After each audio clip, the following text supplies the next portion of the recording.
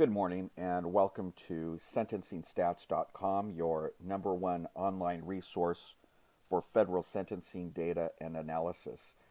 Today we are going to be discussing the sentencing yesterday on March 9th, 2018 of Pharma Boy, Martin Shkreli, seen here during some congressional testimony. Mr. Shkreli was sentenced by Judge Matsumoto of the Eastern District of New York to a sentence of 84 months. So what we're going to do today is determine, is that a good sentence, a bad sentence, average? How good did his attorneys do, and what was he looking at?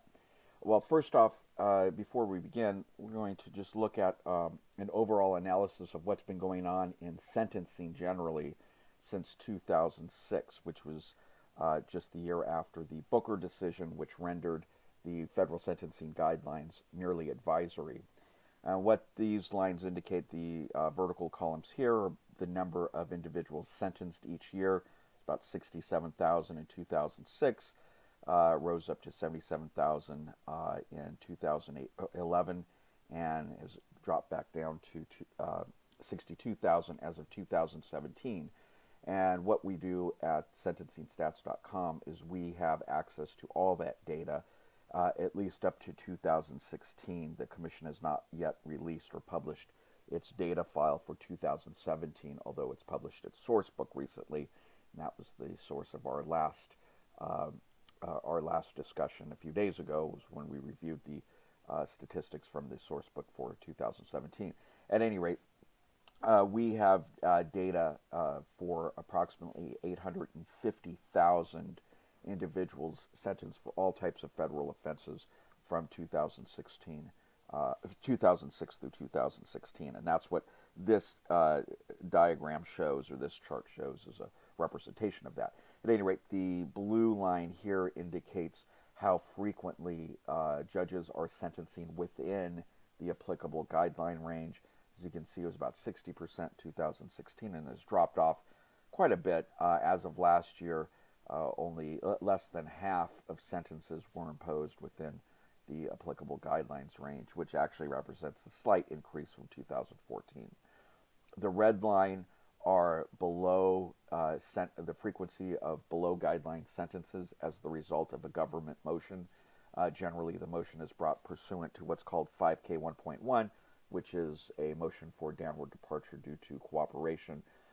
In immigration cases, which are a big chunk of federal cases, the government brings what are called fast track motions under 5K 3.1 to encourage illegal reentry offenders, which are predominantly your immigration offenses, to plead guilty quickly so they can process them out and get them deported.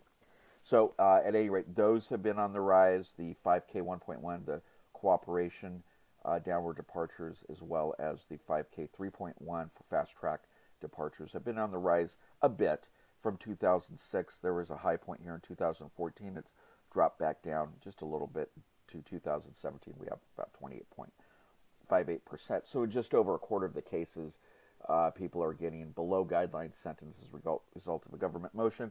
And then finally here, the green line, which is really the most interesting line for defendants and counsel, is the rate of downward departures as a result, or downward variances as a result of judges utilizing their sentencing discretion. And that has almost doubled from 2006, 12.47% to 21.09%. And again, that's really the result of Booker, which held that the guidelines were merely advisory. So now with Shkreli and folks like him that are prosecuted and sentenced for securities fraud, which really was his primary offense, they're all sentenced under 2B 1.1, which is a guideline under which most frauds, securities fraud, mortgage fraud, healthcare fraud, bank fraud, pretty much any type of fraud will be sentenced under this guideline. And since 2006, there have been almost 90,000 individuals sentenced under that guideline. And the analysis that I'm providing you today is based on a review of those 90,000 cases. So since 2006, we can see that the within guideline sentences have dropped off dramatically for those sentenced under 2B 1.1 from a high of 70% now down to less than, just like overall, less than half are sentenced within the guideline range. And what's really interesting here is that the bulk of those, or if you will, the plurality of those below guideline sentences are the result of judges exercising their discretion to sentence below the applicable guideline range. So now in 28.74% of all 2B 1.1 sentences, they are being sentenced below that range as a result of judges exercising that discretion. Just quickly here, the average sentences overall, you can see, well, actually by a major offense category, as you can see here, this purple line shows what fraud offenders generally are getting on average. But this is a very, it's not from a 50,000 foot level, it's almost a 500,000 foot level that you're looking at in terms of what the average sentences are. And that is because it encompasses all offense categories under the guidelines. There are 43 offense levels, so this incorporates everybody from an offense level 1, which is the least serious, to offense level 43, which is the most serious, as well as criminal history categories. There are 6 categories, one being those that have little to no criminal history, to 6, which can be what are called career offenders. So that, if you will, this statistic reflects all of those folks. And as we go through this presentation, we're going to get a lot more refined. But at any rate, as one can see, from a 500,000 foot level, fraud offenders generally get a lot lower sentences on average than those in other major offense categories, such as drug trafficking here in red, firearms in green, and child pornography offenders here in blue, which get the highest average sentences.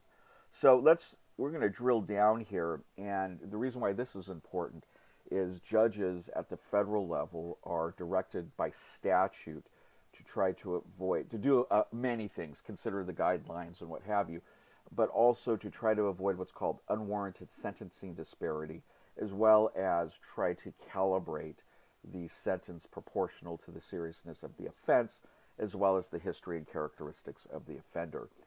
And those two issues are perhaps most where sentencing statistics can help a client or counsel the most, is with respect to trying to show a judge how to avoid unwarranted sentencing disparity, as well as what the relative seriousness is based upon what other judges are doing for similarly situated offenders. And that's what's most important here, is trying to identify those most similarly situated to the defendant. Well, reviewing Mr. Shkreli's very lengthy sentencing memorandum, one of the longest I've ever seen, it was over 70 pages in length, not including exhibits, and the government's, as I recall, was almost as long. It was close to 70 pages as well, not including exhibits.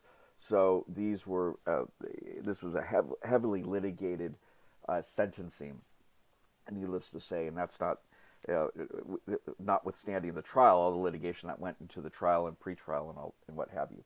So at any rate, in looking at reviewing the sentencing memorandum, Mr. Shkreli has noted what the parties agreed that he was to be sentenced under 2B 1.1.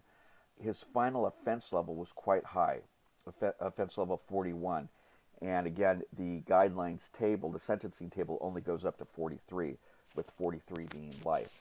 At an offense level 41, the bottom of the guideline range was 325 months. So he was looking at a very, very significant sentence. He was in criminal history 1, though, criminal history category 1. He had no applicable criminal history. So that certainly helped him as being in the lowest criminal history category, but he was in one of the highest final offense levels. So what I've done here, and finally, so I looked at everybody sentenced under 2B 1.1 with a final offense level 41, criminal history 1, who actually had gone to trial. And as we're going to see here, there's a significant difference in terms of trials when one goes to trial versus if one pleads guilty with respect to this particular group of offenders, um, and also between 2006 and 2016. So basically, all of our post-Booker defendants. So we've only looked at post-Booker, 2B 1.1, final offense level 41, criminal history 1, that went to trial, that were convicted by trial, and there were exactly 30.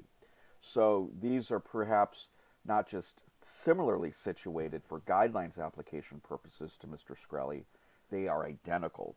So this group of 30 offenders is perhaps the most relevant that one could present to a judge in terms of to try to avoid unwarranted sentencing disparity and to get a feel for what judges are doing across the country.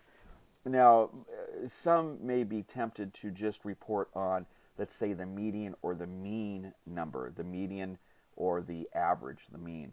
And that isn't a very useful number as reflected here. And I'll explain this, what we call a box and whiskers chart. And if you trade stock or are used to looking at charts that report on the opening trading value and the closing and the spread in between, you'll recognize this box and whiskers. And what this gives you is or gives the judge is a very easy to understand visual presentation of not only the median and the mean, but the spread. In other words, the distribution of sentences for the class of offenders that you've identified. So here in yellow, for those meeting these criteria, the average sentence is indicated by the X in the yellow number here. That indicates what the average sentence was 222.3 months. The line bisecting the blue box here is 228 months. That's the median. And the median, as we recall from high school statistics, means half of the class of offenders received below 228 and the other half received above. So about 15, let's say 14 and a half received above 228 months and 14 and a half below, or 15, or what have you. I'm showing the limits of my math skills here. The bottom of this box, what these numbers indicate here, the bottom and the top, are the first quartile and the third quartile. In other words, 25% of offenders received 174 months or below. 75% of offenders received 300 months or below, and 300 months, of course, is 25 years. So what this box indicates is the middle 50%. So half of all offenders between the first and the third quartile received a sentence within this range, with the average being 222 months and the median 228 months. So this will give a court a better feel again of the distribution. Now these whiskers out here, what they represent is the minimum, of course, the 60 months. Nobody received less than a 60-month sentence in this group, and the what's called the statistical maximum. It's the way that Excel calculates the statistical maximum. This isn't the absolute maximum. Actually, in this case, it was the absolute maximum, but sometimes you'll have what are called outliers that are beyond the statistical maximum, and those are real big anomalies that we're going to see actually in the next chart when we go over and look at trials. So Shkreli, the government wanted him, or was asking for 180 months, which statistically speaking, for those that are similarly situated, wasn't unreasonable. Not only was it well below the bottom of the guideline range, which, by the way, this was the bottom of the guideline range. This is what the guidelines recommended, which, excuse me, only one person had received in post-Booker the actual guideline. So the government was only asking for 180 months, which was right about down here, which is well below not only the guideline range, but what the average and the median were for identically situated offenders. So 180 months was not unreasonable and probably could have withstood appellate scrutiny. Because Shkreli went to trial and did not plead guilty, he preserved his right to appeal the sentence, as did, by the way, the government. So a 180-month sentence here would have been reasonable, certainly, at least statistically speaking, and not, in consideration of any other really specific offender characteristics. Mr. Shkreli's counsel, though, was asking for a sentence of between 12 and 18 months, which, frankly, would have been, even if the judge would have imposed it, would have been very, very, very hard to justify on appeal absent some extraordinary circumstances that I'm not aware of. And as we can see here, statistically speaking, it would have been the lowest, even an 18-month sentence, anything below 60 months, frankly, would have been an anomaly. It would have been much lower than anybody had ever received that was identical to all these factors up here. So, obviously, an 84-month sentence, which is still very low, but not, not a statistical anomaly, is still a very low sentence. His counsel did, frankly, a hell of a job, especially for a client that was not very um, empathetic, or it was very hard to sympathize with him. But here, this next chart will show you really how good they were. This chart is the same as the prior in terms of the filtering criteria. Again, between 2006 2016, sentenced under 2B 1.1, final offense level 41, criminal history 1, but now we just focused on those that pled guilty. Now, of course, as we know, Shkreli did not plead guilty. There were 22 of these defendants, but nonetheless, for comparative purposes, let's look at what they did, and we can see that their sentences were a heck of a lot lower. The average, instead of the average being 222 months, it was only 86 months. So 3 times less, almost 3 times less. The median sentence was only 5 years or 60 months. Here, the median was 228 months. So 4 times less. 4 times less was the median for those that pled guilty. And Shkreli, if he had pled guilty and everything else being equal and got the same sentence, he would have still received a below average sentence for those that were identically situated. And the bad thing for him, if he had pled guilty, is he would have waived his right to appeal. Certainly, he would have waived his right to any trial issues. There wouldn't have been a trial. He had pled guilty, but he also would have waived his right to appeal any sentence, and he still has that right here. So he ended up better than even if he had pled guilty by going to trial. Even though he lost the trial at sentencing, he ended up better than what the average person, far better, frankly, than what the average person would have received had they pled guilty. Because again, he had a below average sentence, but still has that right, if he wants to appeal the sentence, which, frankly, statistically speaking, probably isn't a good idea for him to try to appeal the sentence. But what he should be prepared for, and what would not surprise me, is if the government appealed the sentence as being too low. Again, they were asking for a 180-month sentence versus his 7-year sentence of the 84 months that he in fact received.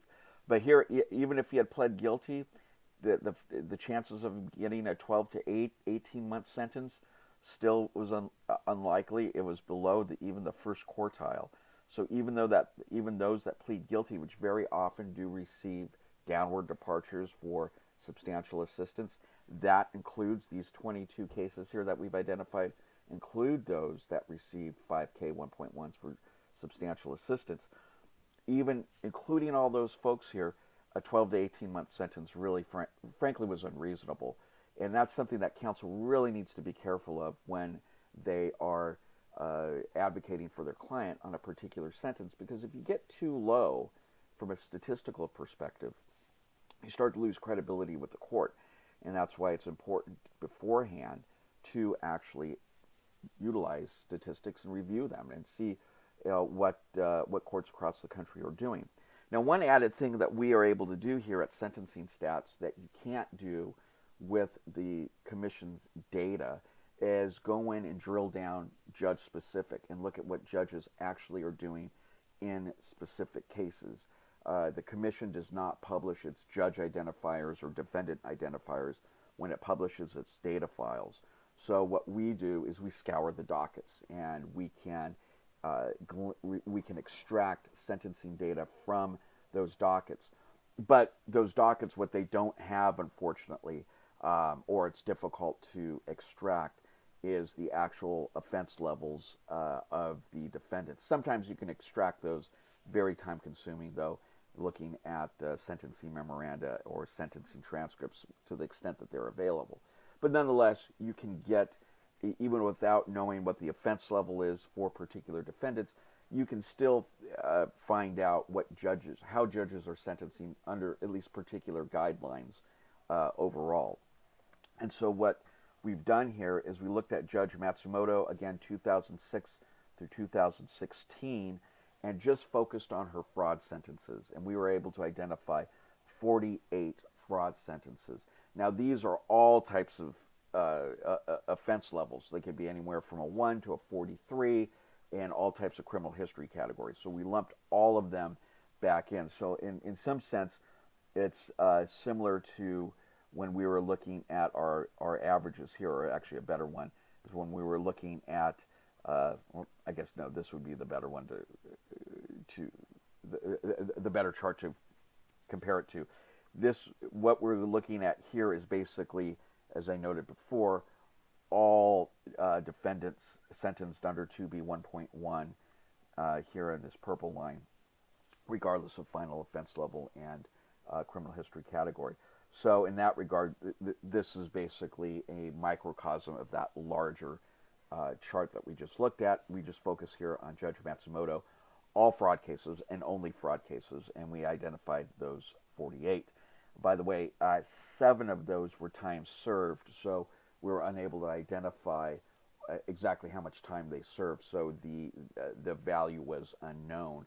So technically speaking, what this represents are 39 sentences for which we had data, even though that there were 48 defendants that were sentenced by Judge Matsumoto for a fraud offense between 2006 and 2000. Actually, between 2006 and the present. This goes beyond 2016. So, sorry, I should have changed that. At any rate, we can see here, though, that an 84-month sentence actually is quite high for Judge Matsumoto. As a matter of fact, it's equivalent to the second highest sentence that she's ever imposed. And an 84-month sentence, as indicated here, as well as this 96-month sentence, which was the highest she's ever imposed, are anomalies, statistically speaking, with respect to the sentences, the fraud sentences that she's imposed. Most of them are down here. She tends to be a judge that imposes less severe sentences. And that's even in cases involving millions of dollars of restitution.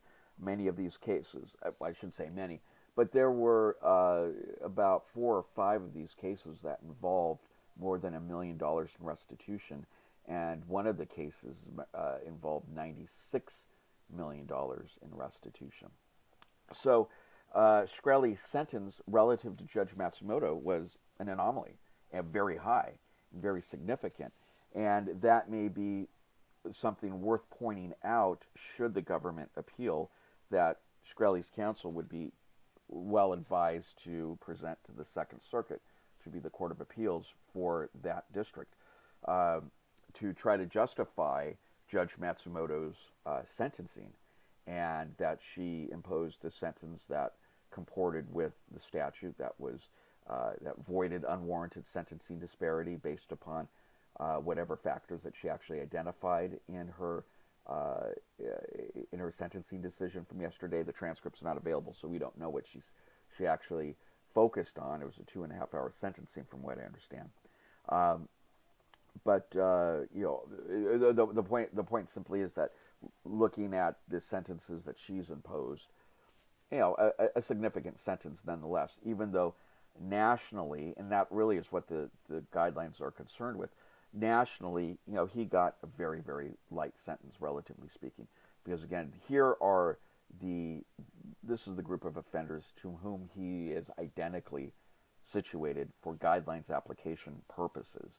Of course, every defendant has their unique variables, but in terms of what variables are important and what variables are measured by the sentencing guidelines, we've identified every one that's going to have any effect on the sentence. I mean, we could have filtered, by the way, for race, for education, and for age, but generally those have very little appreciable difference when you're talking about a universe of only 30 or so. Those you can only start finding differences or any statistically significant difference or finding when you're talking thousands and thousands when you really pull out instead of pushing so far into the data. Anyway, I'm digressing. So Shkreli, bottom line, counsel did a fabulous job for him. He really beat the spread, if you will. He's very lucky that he got a judge that does tend to sentence. The bulk of her sentences are quite low, well under the 84 months that she imposed on him. So for her, that was a significant sentence, but statistically speaking, it wasn't. It was a very light sentence, and it looked more along the lines about what one could expect had they pled guilty and cooperated, which he did not do either of here. So by and large, great job to his defense counsel. Wouldn't be surprised again if the government does appeal, but if they do appeal, counsel would be very well advised to look at some data and look at some statistics to justify the judge's, frankly, very low sentence when looking at statistics nationwide. And to the extent that the Second Circuit may be influenced by an individual judge's sentencing practices, at least here, what counsel can show is that she did impose a significant sentence. So now we wait to see the judgment. By the way, hasn't been officially entered into yet. I looked on the docket this morning, and it appears that they've kicked off the restitution hearing, which sometimes courts will do. The counsel and defendant have 90. The judge actually has 90 days in which to make a finding on restitution. So it looks like they pushed off the restitution hearing, but it'll probably be a very significant amount of restitution that he's going to be ordered to pay. He still is in custody right now, but again, and I should leave you with this. At an 84-month sentence, he's probably only going to do about 5 years. Under the guidelines, under the federal sentencing system, there is no parole. There hasn't been for over 30 years. But what you can get as a defendant or an inmate is up to 15% credit off of the time that's imposed for good conduct. So assuming, and this is just a thumbnail, assuming he gets the 15% off of his 84-month sentence for good conduct, he also would be eligible to serve about 6 to 12 months in home confinement or community confinement during the last year of his sentence. Generally, though, the BOP has only been doing the 6 months, but he also is getting 6 months credit for the time he's been serving so far.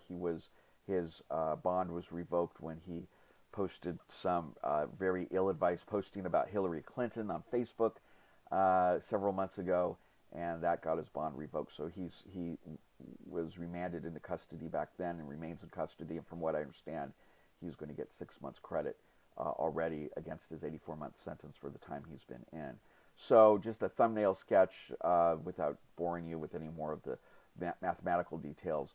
I estimate that his actual time in a Bureau of Prisons institution will only be about 5 years. That's unless the government appeals and wins on appeal, and the court imposes a higher sentence. But that's something that we'll wait to see. So thank you very much for your time. And again, this is Mark Allenbaugh. It's March 10, 2018, on behalf of sentencingstats.com, your one-stop shop for all federal sentencing statistics, data, and analyses. Thank you very much.